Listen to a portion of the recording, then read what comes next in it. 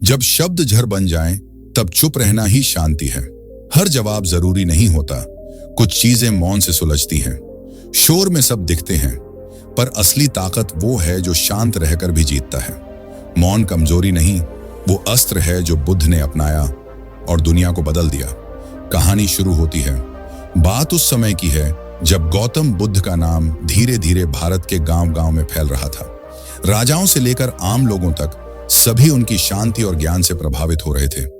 लेकिन हर युग में ऐसे लोग होते हैं जो हर ज्ञान को चुनौती देना अपना कर्तव्य मानते हैं। ऐसा ही एक युवा ब्राह्मण था, सत्यकेतु।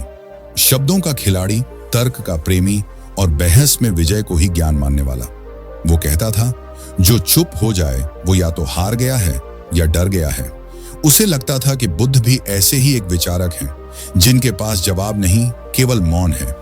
एक दिन जब उसे पता चला कि बुद्ध उसके ही नगर के बाहर एक जंगल में ठहरे हैं, तो वो बोला, आज मैं उस तथाकथित महाज्ञानी से मिलूंगा। अगर मेरे प्रश्नों का उत्तर मिला तो मानूंगा, नहीं तो पूरी दुनिया को बताऊंगा कि बुद्ध केवल चुप रहना जानते हैं। सत्यकेतु की बुद्ध से पहली भेंट। सत्यकेतु जंगल की ओर चला, हाथ में तर्कों की लाठी, मन में विजय की भावना। वहां सैकड़ों लोग मौन बैठे थे। बुद्ध वृक्ष के नीचे ध्यान में थे। कोई हलचल नहीं, केवल शांति। सत्यकेतु सीधा गया और बोला, हे तथागत, क्या आप केवल मौन में ही ज्ञान रखते हैं? क्या आप बहस से डरते हैं या मौन को ढाल बनाकर खुद को बचाते हैं? भीड़ सिहर गई। सबकी नजर बुद्ध पर थी। क्या वो इस बार भी चुप रहेंगे? बुद्ध ने आंखें खोली, सत्यकेतु को देखा और मुस्कुराकर फिर से मौन हो गए। ना कोई प्रतिक्रिया, ना कोई क्रोध। सत्यकेतु तिलमिला उठा, आपका ये मौन क्या जवाब है या मेरी उपेक्षा? बुद्ध ने केवल एक वाक्य कहा, हर प्रश्न का उत्तर शब्द नहीं होते, कभी कभी मौन ज्यादा गहरा होता है।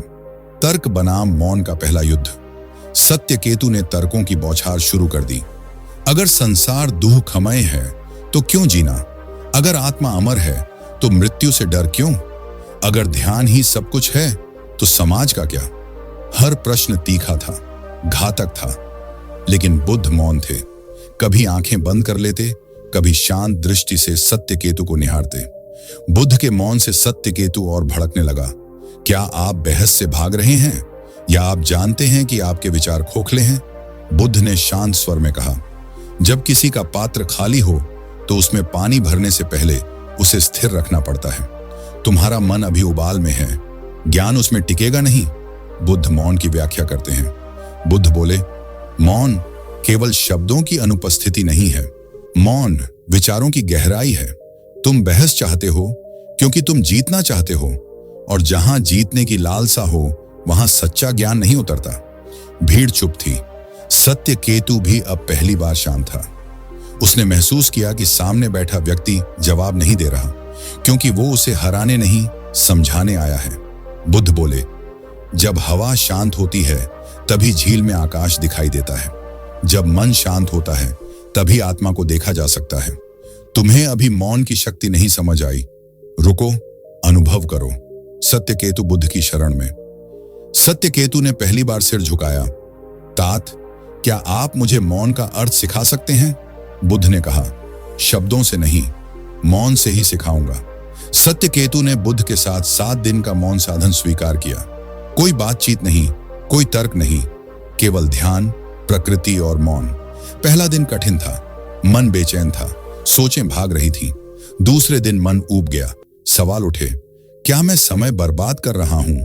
तीसरे दिन भीतर से एक चीख आई, बोलो, कुछ कहो। लेकिन बुद्ध ने कहा था, बस देखो, बस सुनो, बस रहो। मौन का परिवर्तनकारी प्रभाव। चौथे दिन कुछ टूटा, मन शांत होने लगा। 5वें दिन उसने पक्षियों की आवाज सुनी, जो पहले कभी सुनाई नहीं दी थी। छठे दिन उसके भीतर एक नई अनुभूति ने जन्म लिया। शब्द जरूरी नहीं, हर उत्तर अनुभव में छिपा है। 7वें दिन वह बुद्ध के चरणों में जाकर बैठा। आंखों में आंसू थे। तात, आपने बिना कहे मुझे बहुत कुछ कह दिया। अब मैं समझ गया, मौन सबसे बड़ा हथियार है। सत्यकेतु का नया जीवन। उस दिन के बाद सत्यकेतु बदला हुआ था। वो पहले जैसा नहीं रहा।